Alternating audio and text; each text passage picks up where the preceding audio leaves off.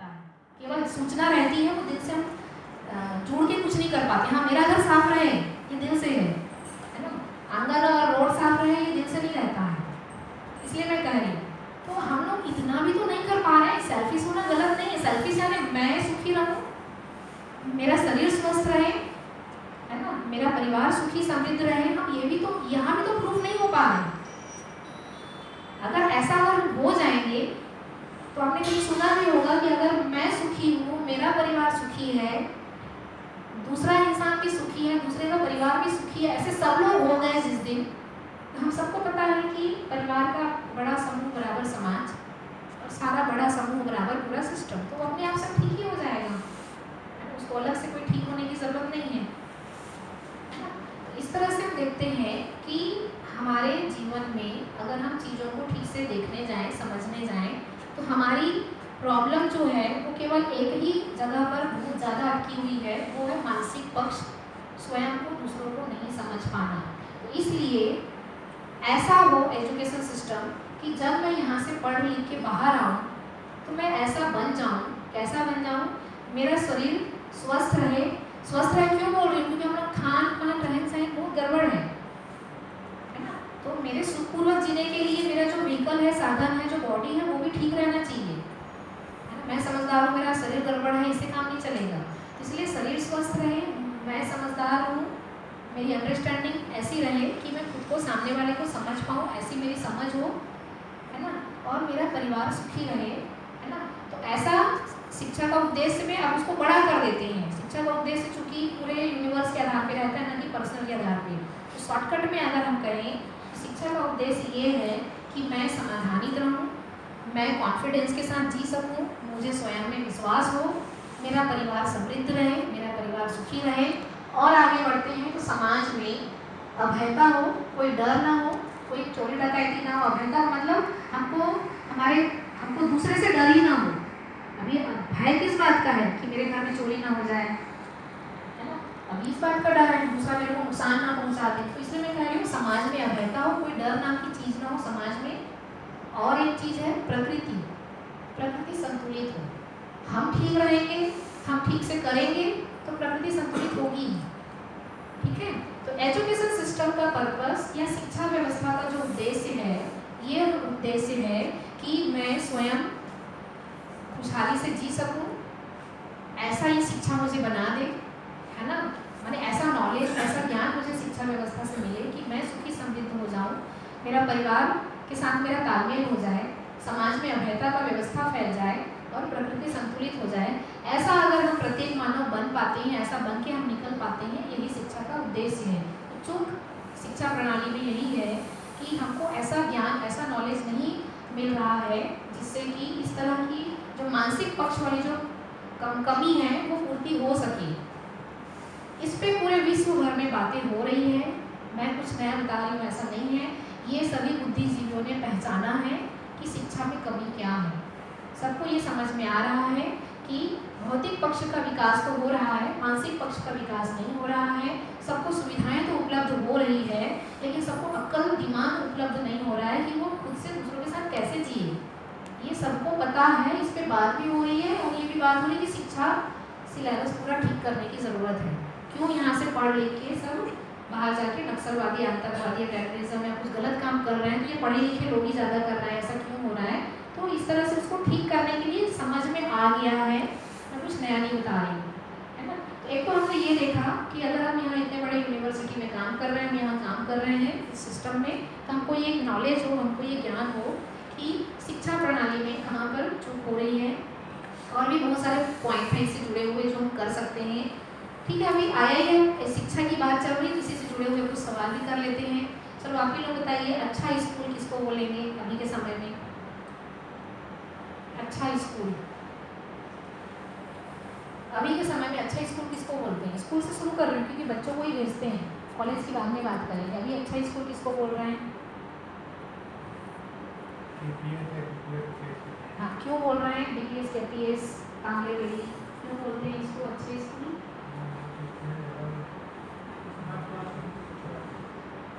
Smart class, बिल्कुल सही।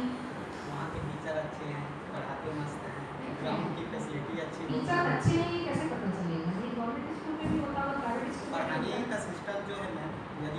अच्छे पढ़ाते होंगे। 2-3 साल से आकलन लगाया जा रहा है कि वहाँ के जो टीचर हैं बच्चों को अपना समझ करके उन लोगों को हर पहलू पे फोकस करते हुए पढ़ाते हैं। परसेंटेज अच्छा आता है। वहाँ हेल्थ के लिए गार्डन वार्डन की भी फैसिलिटी अच्छी है।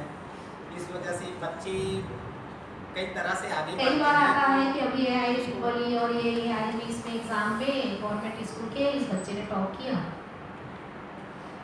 तो अभी का अगर हम स्कूल को देखने जाएं, मैं ये नहीं कह रही हूँ ये स्कूल अच्छा है, स्कूल बुरा है।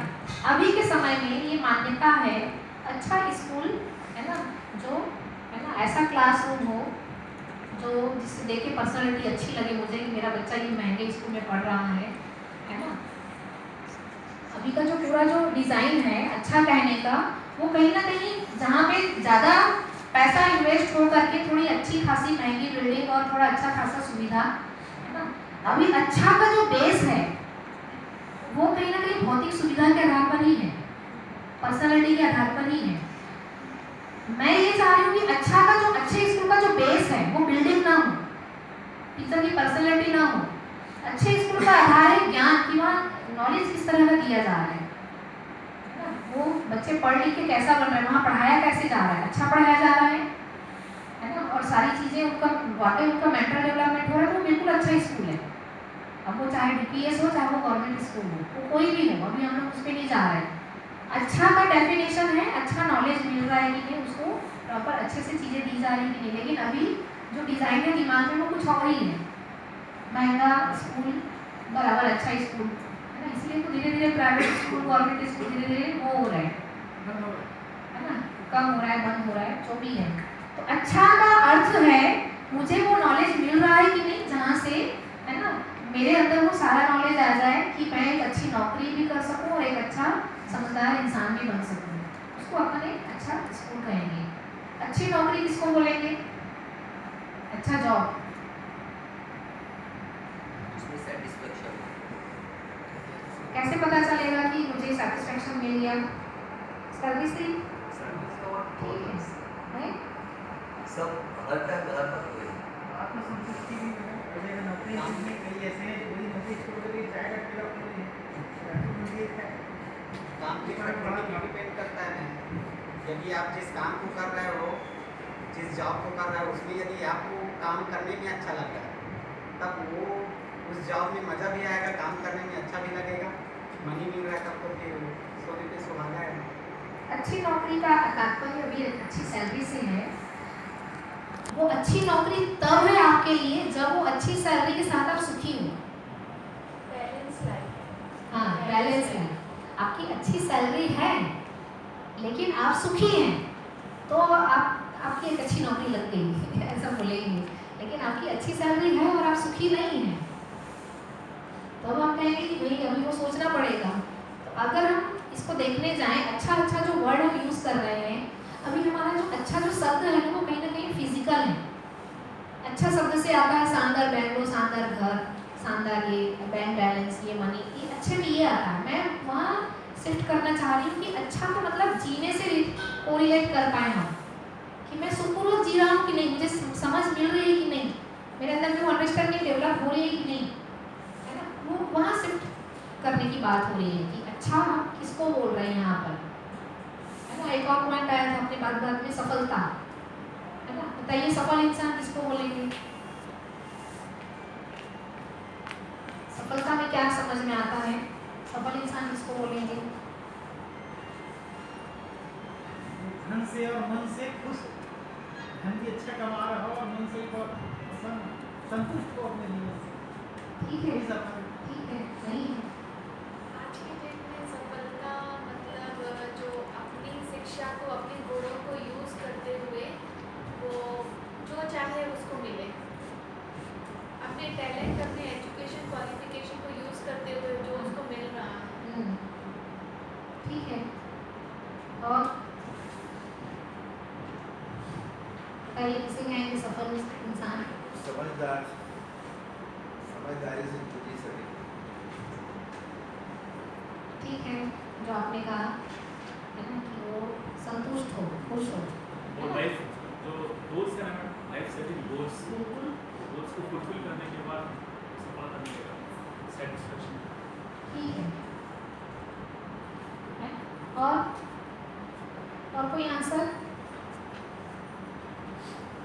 हम सफल हो गए ये कैसे पहचानेंगे? अब ये ऐसे इसको और शिफ्ट कर रही हूँ मैं सफल हो गया मुझे पता कैसे चलेगा? Personal, individual feel. कैसे कर उसको बोलिए ना बताइए कैसे फील करेंगे?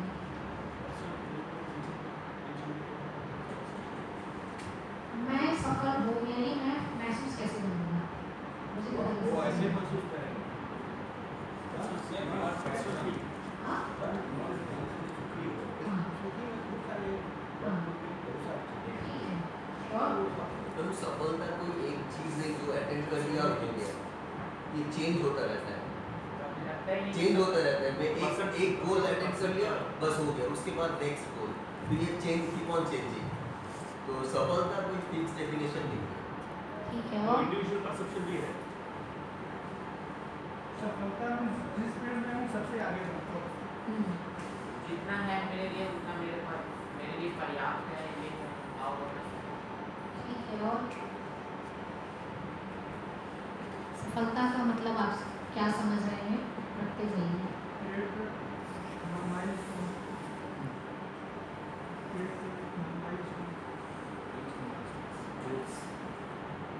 गोल्स अचीव कर लें। हाँ, ऐसा मतलब गोल बना देना कि रिकॉर्ड को देखने का फायदा है। ठीक है और मैं जो सोचूं और पालूं वो सफलता है। मैं जो सोचूं वो सफलता है।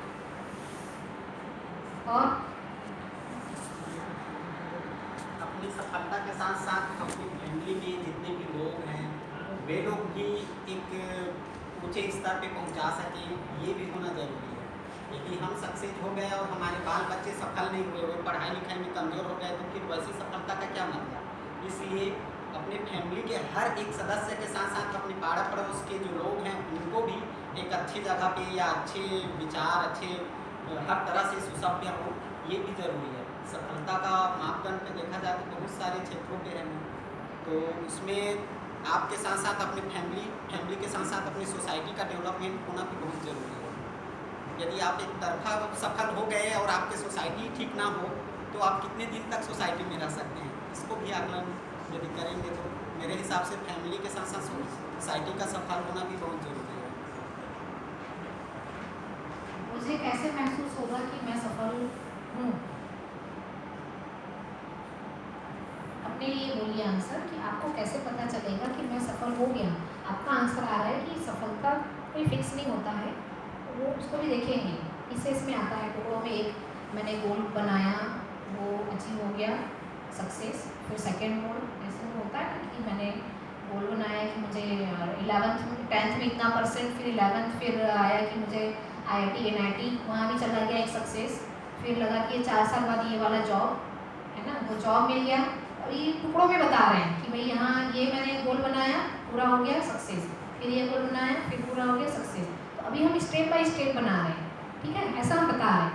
अब हम इसको और अच्छे से समझने के लिए फिर से मेरा क्वेश्चन है कि ठीक है आपने एक छोटा सा गोल बनाया, ठीक है, वो आपने पा लिया कि भाई ये वाला कॉलेज मुझे मिलना था कॉलेज लाइफ में, या मुझे ये वाला नौकरी मिलना था, वो मिल गया, मैंने पा लिया, तो मैं सफल हो गया, ठीक है। फिर से दूसरा गोल मैंने खड़ा कर दिया। अब मेरा फिर से वही पे क्वेश्चन है कि मैंने ये जो गोल बनाया, मैंने ये जो पा लिया, उसको मैं कह रहा हूँ कि मैं यहाँ सफल हो गया। और फिर से इस सफल शब्द को पकड़े रखिए थोड़ी देर के लिए और देखिए ये सफलता जो है वो महसूस किस रूप में होता है। मैं सफल हो गया कि मुझे फील कैसा होता है, ये मुझे पता कैसे चलेगा कि मैं सफल हो गया? थोड़ा सोचिए, आंसर है, बहुत इजी आंसर है। मैम जब कोई थर्ड पार्टी मुझे रिकॉग्निशन दे, जब कोई थर्ड पार्टी मुझे रिकॉग्निशन दे, फॉर एग्जांपल मैं आर्टिकल कर रहा हूँ, हाँ कहीं पर एक्सेप्ट नहीं हो रहा है, हाँ। सडनली एक एक्सेप्ट हो गया, हाँ सफल। और कोई पीसफुल सेटिस्फैक्शन, वहाँ पे व्यक्ति सोचता है कि मैं सफल हो रहा हूँ या हो चुका हूँ। सही है। और कोई वहाँ आंसर? के लोग गए कि बस यही चीज़ चाहिए थी, नेगेटिव थॉट दूसरा नहीं आता है कि नहीं ये नहीं वो होता। ठीक है। और क्या महसूस हुआ मुझे? मैंने जो सोचा वो हो गया, वो हो गया, मैंने जो चाहा वो। अब मैं क्या महसूस कर रहा हूँ? सफलता किस रूप में महसूस कर रहा हूँ मैं? रिलैक्स, अच्छा लगेगा, मानसिक रूप से जो है बहुत संतुष्टि मिलेगी। सही है आंसर, मानसिक रूप से जो है ना? ठीक है। ठीक से अगर हम देखें तो मैंने जो सोचा वो हो गया, पेपर एक्सेप्ट हो गया या मेरा जॉब लग गया या हो गया जो मैंने बड़ी मेहनत की, क्या होगा? मैं खुशी तो होऊंगा, यही है आंसर। मुझे वाह क्या मज़ा आ गया, बढ़िया हो गया, अरे मेरी मेहनत सफल हो गई। मैं 4 लोगों को बता रहा सुनो सुनो मेरे साथ ये हुआ, कुछ ज़्यादा ही अच्छा हुआ तो ये मिठाई का डिब्बा, तो क्या हुआ? मैं खुश हूँ, है ना? तो सफलता महसूस कैसे होती है, उसको महसूस करने जाते हैं, वो है खुशी। मुझे खुशी के रूप में, हैप्पीनेस के रूप में महसूस होता है, मैं उसको एंजॉय करता हूँ थोड़ी देर के लिए, है ना? एंजॉय करता हूँ अपनी फैमिली के साथ, अपने दोस्तों के साथ। तो बड़ी खुशी हो गई, नौकरी ऐसी लग गई, ऐसा कॉलेज मिल गया, ऐसा हो गया, तो एकदम बड़ी मज़ा आ जाती है कि डांस करने लग जाए इंसान, इतना खुश हो जाता है। तो क्या चीज़ है? सफलता शब्द है, महसूस किस रूप में होता है, मुझे पता कैसे चलेगा मैं सफल हुआ, मैं उछल कूद के खुश हो जाता हूँ कि मैंने जो चाहा वो हो गया। ठीक, वापिस वहीं पर आते हैं, ये जो खुशी आई मेरे पास सफलता मिलने से, मुझे जो सुख मिला, ये जो मुझे खुशी मिल रही है, वो खुशी मैं कितने देर के लिए चाहता हूँ और कितने देर के लिए मिलता है वो। आज मैंने जो सोचा वो हो गया, मैं खुश हो गया, वो खुशी कितने देर टिकती है मेरे पास? अच्छे पैकेज वाली नौकरी मिल गई, मनपसंद लड़का लड़की मिल गई, शादी हो गई, कितने दिन मैं खुश रहता हूँ? मेरे बच्चे को जो स्कूल कॉलेज में भेजना चाहता था वो चला गया या उसको नौकरी लग गई, मैं कितने दिन खुश रहता हूँ? वो मेरी सफलता है, सारे पॉइंट हैं सफलता के। मैं कितने देर खुश रहता हूँ, कितने दिन खुश रहता हूँ, बताइए।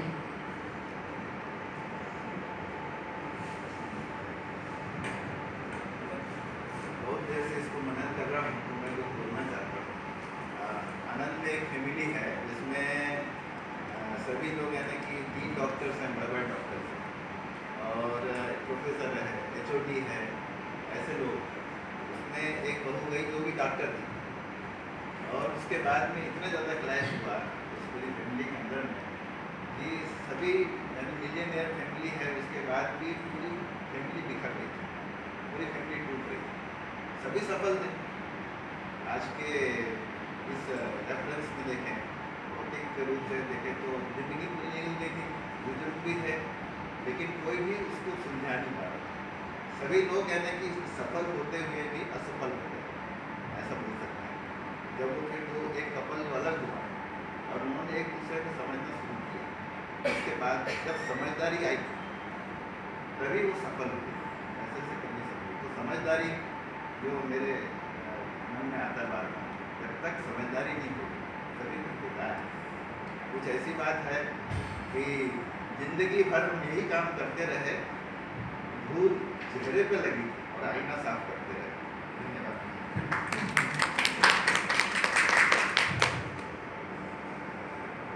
ठीक है, तो सफलता जो है, अभी हम क्या कह रहे हैं, कितनी देर तक के लिए रहता है। क्लास में मैं बच्चों से ये बात करती हूँ, जब तो तुरंत बोलते हैं मैडम तो 1 दिन 1 घंटा 2 दिन फिर खत्म।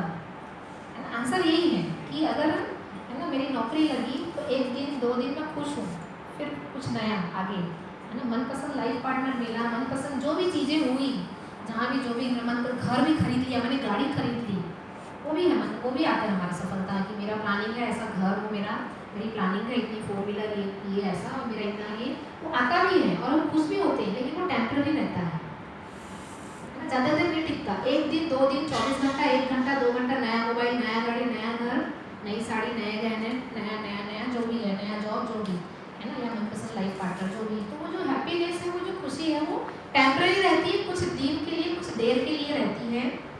और चाहते क्या है हम लोग, ये थोड़ा बोलिए।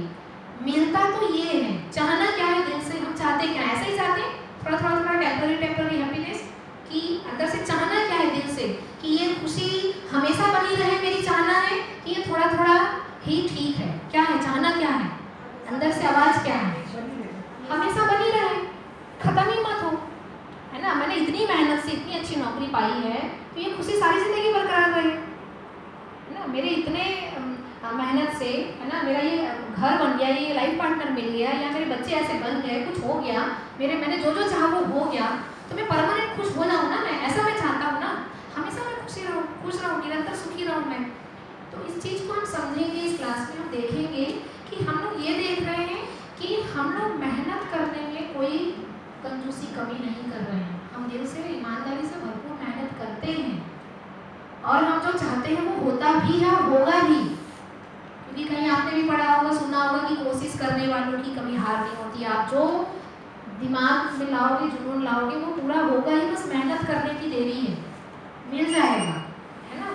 लेकिन वो हमारे साथ में वो जो सुख है वो टेम्पररी रहता है, कंटिन्यू नहीं चल पाता। चाहना है निरंतर सुख की, मिलता है क्षणिक सुख। तो हम लोग इसकी चर्चा करेंगे डिटेल से, बहुत अच्छे से, कि क्या संभव है, हम निरंतर सुखी हो सकते हैं। अगर हाँ संभव है तो उसका तरीका क्या है, उस पर हम चर्चा करेंगे। और नहीं हो सकते तो क्यों नहीं हो सकते, उस पर भी हम बात करेंगे, ठीक है। तो चाहना क्या है हमारे अंदर, मूल रूप से हमारे भीतर जो चाहना है वो हमेशा और निरंतर सुखी रहे, इसकी चाहना है। तो निरंतर सुख किसको बोलेंगे, थोड़ा इसको समझ लें। टेम्पररी सुख तो समझ में आ रहा है कि भाई कल फिर से मेरा टेंशन शुरू हो गया, प्रॉब्लम शुरू हो गया, या इतना अच्छा सब कुछ बढ़िया रहा, मेरी हस्बैंड वाइफ की लड़ाई हो गई, बच्चों से लड़ाई हो गई, पड़ोसी से लड़ाई हो गई, अपनी कलीग से लड़ाई हो गई, तो कुछ ना कुछ हम वो देखते ही हैं, है ना, टेम्पररी के रूप में कह रहे हैं उसको। लेकिन जो कंटिन्यू है, जो आ रही है बात, उसमें तो कंटिन्यू हैप्पीनेस का स्वरूप कैसा होगा, किसको बोल रहे हैं हम लोग कंटिन्यू हैप्पीनेस, इसका थ्योरी क्या है, निरंतर सुख या कंटिन्यू हैप्पीनेस का थ्योरी क्या है, मूल रूप में एग्जिस्टेंस या अस्तित्व के रूप में ये क्या चीज़ है, उसको कैसे समझें। निरंतर सुख माने हम बोल रहे हैं ना हमेशा सुखी रहें, रोज सुखी रहूं, ये एक व्यवहारिक भाषा है। इसका जो तात्विक आंसर है, जो मूल आंसर है, वो क्या है। दुःखेषु अनुद्विग्नमनः सुखेषु विगतस्थितः। हाँ, दुःखेषु अनुद्विग्नमनः सुखेषु विगतस्थितः। और बता दीजिए। मतलब सुख और दुख से मुक्ति मिलना, सुख और दुख से परे हो जाना या मुक्ति मिल जाना, इसको समझना पड़ेगा, ऐसा इसका अस्तित्व है कि नहीं कि हम सुख और दुख दोनों से परे हो जाएं। पॉसिबल नहीं है। वो ऋषि महर्षि को ही मिलते हैं, ये जस्ट वर्ड है। ठीक है, और सुख से परे नहीं होने वाले, सुख रहेगा, दुख से हो सकते हैं परे, उस दुख से छुटकारा मिल सकता है, वो मेरी क्लास में गारंटी दे सकती हूँ। सुख बड़ी बात नहीं है। हाँ, ये बहुत बड़ी गारंटी है। हाँ, मैं बिल्कुल, मतलब हम लोग सच्चाई से दूर हैं। बिल्कुल। मैं एक बढ़िया चीज़ बताती हूँ आप लोगों को, उसके बाद में अपना आंसर रखूँगी। आप लोग देखो, ये जो क्लास है ना, ये क्लास लेने का एक उद्देश्य ये है, हमारे लाइफ में, अब मैं थोड़ी देर में अपनी ओर से बात करती हूँ, हमारे लाइफ में हर प्रॉब्लम का अंतर आत्मा से जुड़ी हुई जितने भी दुख हैं, पीड़ाएं हैं, उससे मुक्त होने का रास्ता है। और मैं गारंटी देती हूँ, अगर सारी चीज़ों को, सारे नॉलेज को सुनोगे, समझोगे, गारंटी आप भीतर से सुखी हो जाओगे। प्रॉब्लम कहाँ पर है, हमको ये सारी चीज़ें बताई नहीं गई, हमको पता ही नहीं है, हमको कहीं से मिला ही नहीं है। इसलिए चर्चा के लिए हम यहाँ मैंने बैठे हम सब साथ में, है ना। मैं एक जगह से मैं शुरू करती हूँ, एक आंसर रखती हूँ मैं, जिससे हमको पूरे चीज़ें समझ में आ जाए। जैसे मैंने अभी बोला कि ऐसा कैसे पॉसिबल है कि हम हमेशा सुखी रहें, टेम्पररी तो दिख रहा है ना, तो कैसे पॉसिबल है, वो क्या स्वरूप होगा जिससे ये समझ में आएगा कि हम हमेशा सुखी रहे। उसका तात्विक रूप क्या है ना, उसका तात्विक रूप ये है कि मैं हमेशा सुखी रहूं। इसका प्रूफ है, बिल्कुल मैं जो आंसर दूंगी आपको सुना हुआ है ना, हमारा ध्यान नहीं जाता है, मैं कुछ नया नहीं बोलूँगी। क्या है आंसर, मैं आज ऐसा जीऊँ जिससे मुझे भूतकाल की पीड़ा ना हो, मुझे भविष्य की चिंता ना हो, और वर्तमान में द्वंद्व ना हो, विरोध ना हो, बराबर निरंतर सुख। ये है निरंतर सुख का आंसर। मैं हमेशा सुखी रहूं, इसका आंसर है ना।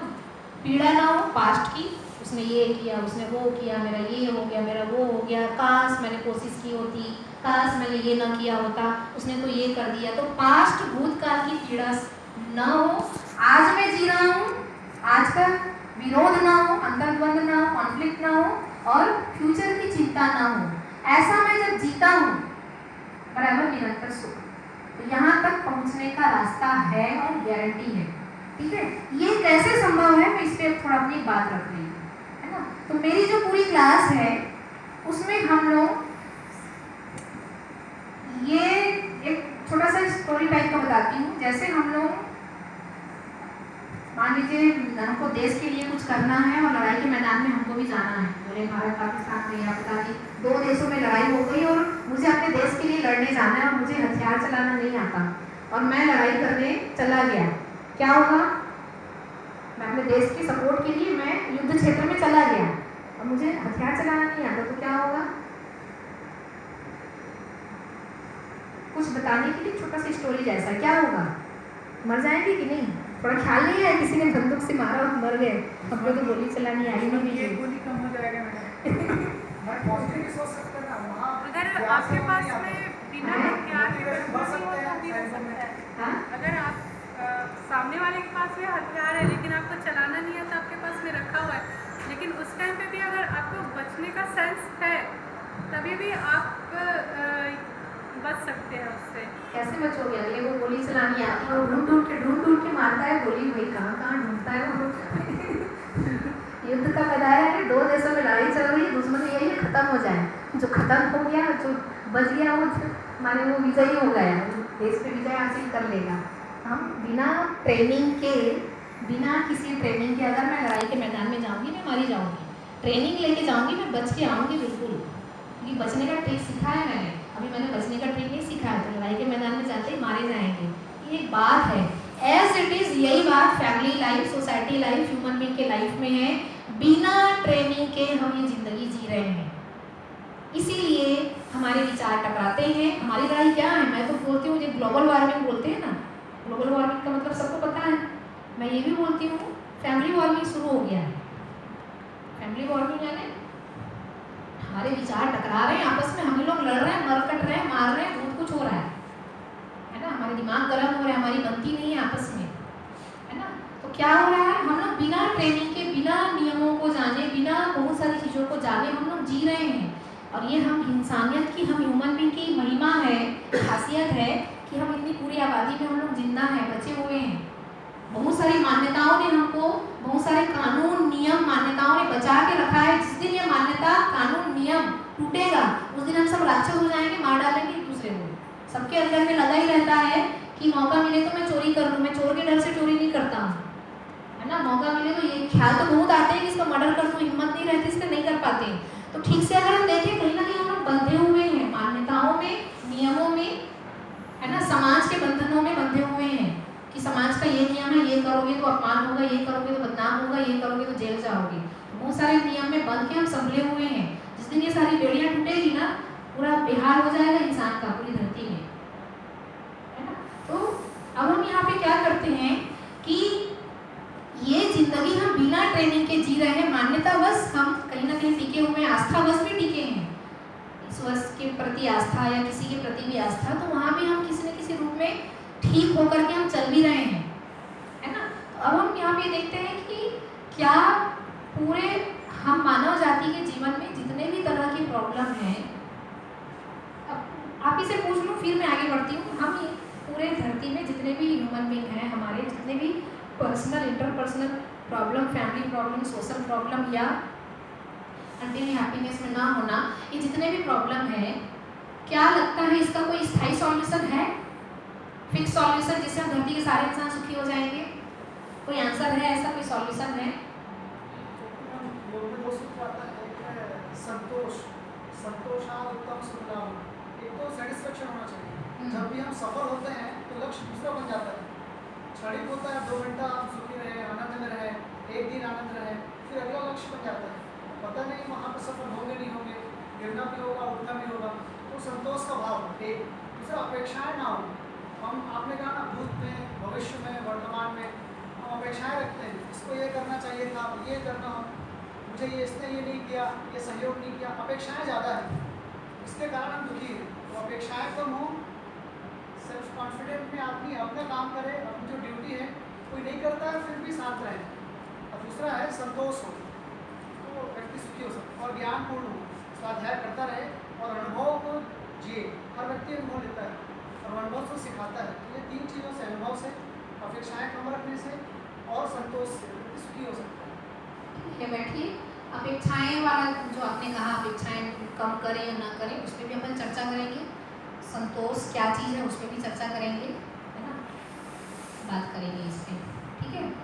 अभी मेरी बात हो रही थी कि हम पूरे सिस्टम में जितने भी तरह की प्रॉब्लम है, क्या उसका स्थायी समाधान है। दूसरा, क्या हम निरंतर सुखी हो सकते हैं, इसकी कोई संभावना है कि नहीं, उसको समझने के लिए मैं अब थोड़ा इसको अपने अस्तित्व से